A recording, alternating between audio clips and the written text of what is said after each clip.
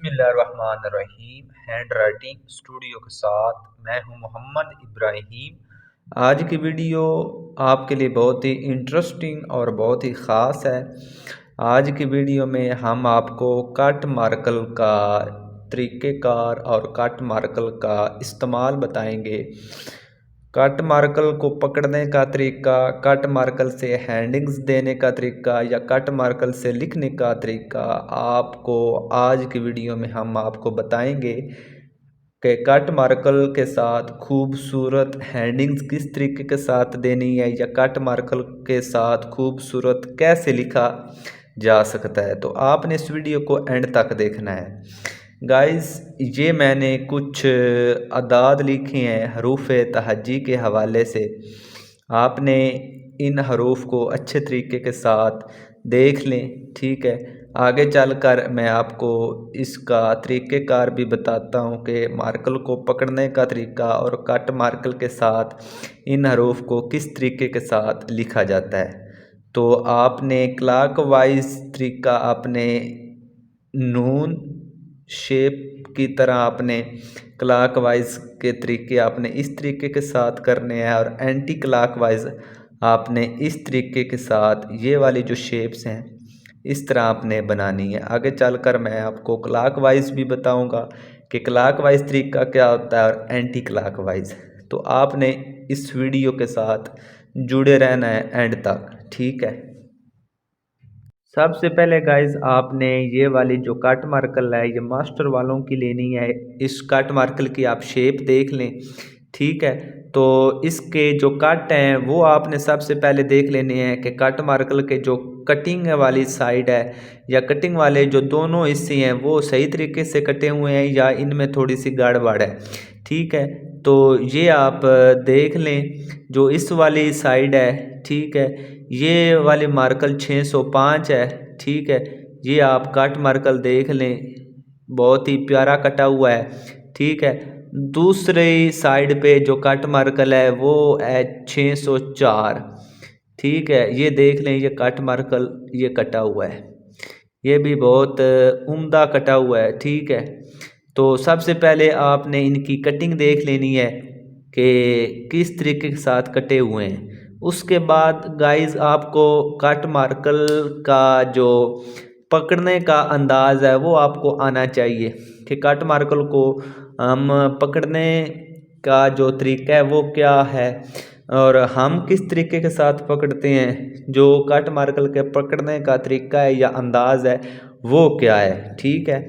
तो सबसे पहले आपने ये वाली जो फिंगर है, ठीक है, शहादत वाली उंगली दाएं हाथ की, ये कट मार्कर की ये वाली जो साइड है, ये वाली साइड यहाँ पे आपकी फिंगर होनी चाहिए यहाँ पे। और ये वाला जो अंगूठा है, ठीक है, दाएं हाथ वाले दाएं हाथ का जो अंगूठा है, ये जो ये वाली कट मार्कर की ये वाली साइड है यहाँ पे होना चाहिए। और मार्कर को आपने इस तरीके के साथ स्ट्रेट सीधा पकड़ना है, ठीक है। तो अगर ये आपका तरीका जो स्टेप नंबर 1 है ये अगर आपका ठीक हो गया तो जो 10% जो हमारी उर्दू की लिखाई है वो बेहतर हो सकती है। इसके बाद हम अब लिखते हैं हरूफ तहज्जी के अदाद लिखने का तरीका, ठीक है। आपने इस तरीके के साथ पकड़ना है और यूं लिखना है, ठीक है। ये आप देख लें, ठीक है, इस तरीके के साथ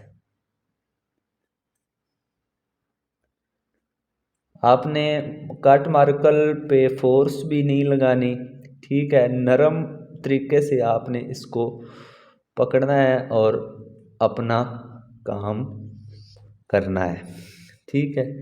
ये आप देख लें। इसके 3 तरीके हैं कट मार्कर के लिखने के भी।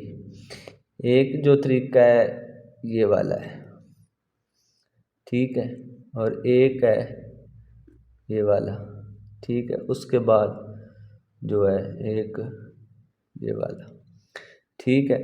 अगर कट मार्कर को इस तरह लिखेंगे तो ये मोटा लिखेगा, अगर कट मार्कल को इस तरह लिखेंगे तो जो ब्रेक लिखेगा, अगर कट मार्कल को इस तरह लिखेंगे तब भी दरमियाना लिखेगा। ठीक है, तो कट मार्कल की जो आपने प्रैक्टिस करनी है वो ये है कि अगर आप राइट से लेफ़्ट की तरफ जा रहे हैं तो आप इस तरह प्रैक्टिस करें,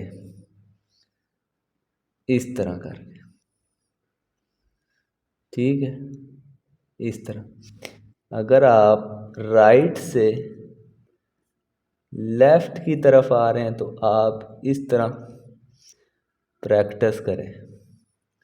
अगर आप इस तरीके के साथ प्रैक्टिस करेंगे तो आपको कट मार्कल के पकड़ने का तरीका आ जाएगा, और कट मार्कल को इस्तेमाल किस तरीके के साथ करना है वो भी आपको तरीका आ जाएगा। इसके बाद आपने इस तरह बे लिखनी है। ये वाला जो हिस्सा है ये रे शक्ल में बन रहा हो आपका, और ये वाला जो हिस्सा है ये 90 का बन रहा हो, तब जाके आपकी जो बे शेप है वो ठीक होगी। तो गाइस देखिए, मैंने पकड़ा हुआ मार्कल को स्ट्रेट है, बिल्कुल सीधा। तो ये देखें, ये जो गुलाई है, ये आप देखें, ये जो मोटाई है ये मैंने खुद नहीं की, मैंने सिर्फ़ और सिर्फ स्ट्रेट पकड़ कर मार्कल का इस्तेमाल किया है पकड़ के। ठीक है, ये मार्कल ने खुद ब खुद ये की है, ये देखें इस तरह से। ठीक है, जब हम नून लिखते हैं, हम नून लिखते हैं, ये देखें, ये मैंने सीधा सीधा पकड़ा हुआ है, ये देख,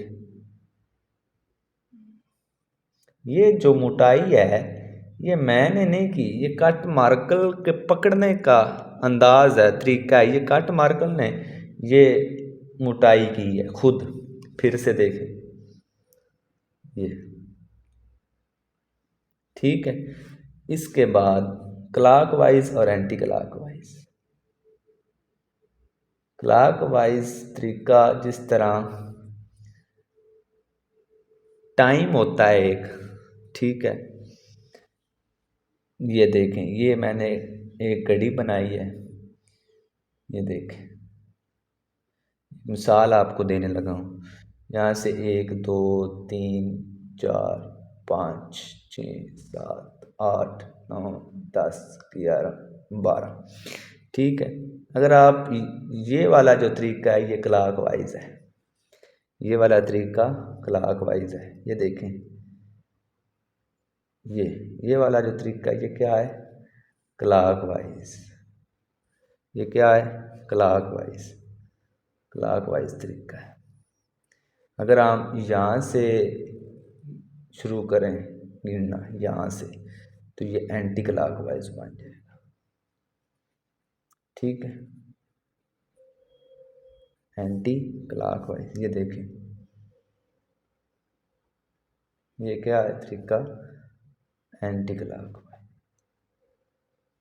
ये क्लॉकवाइज और एंटी क्लॉकवाइज में फ़र्क है, और इनके जो तरीका है मेन बेसिकली ये है। ये देखें, ये मैंने गुलाई ये जो की है ये मैंने खुद नहीं की, ये गुलाई कट मार्कल को सिर्फ और सिर्फ मैंने सीधा पकड़ा है इस तरीके के साथ। ये कट मार्कल ने खुद गुलाई की है, आपने भी सिर्फ और सिर्फ मार्कल को पकड़ने का अंदाज और तरीका सीखना है सिर्फ, और बाकी आपने हरूफ तहज्जी के जो अदाद हैं उन पे गौर करना है, उनको सीधा लिखना है।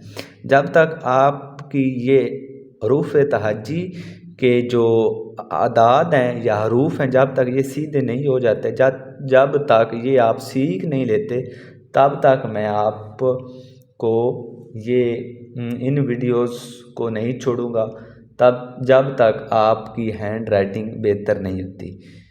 जो मेन मसला है, जो मेन बेसिकली तरीका है वो यही है कि आपको हरूफ तहज्जी के अदाद लिखने का तरीके आने चाहिए, क्योंकि इन अदाद की वजह से अल्फाज बनते हैं, और उन अल्फाज की वजह से आपका एक पैराग्राफ बनता है।